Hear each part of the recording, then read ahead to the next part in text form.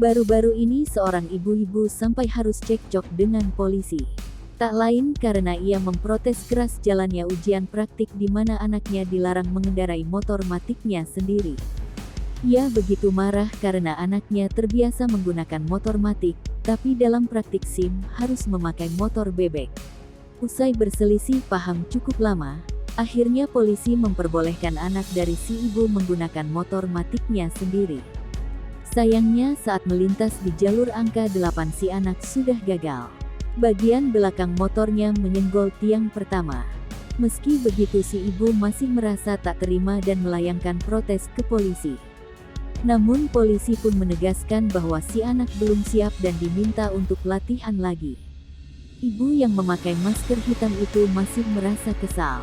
Ia pun menjelaskan kekesalannya itu ke seorang pria parubaya yang berdiri di sampingnya.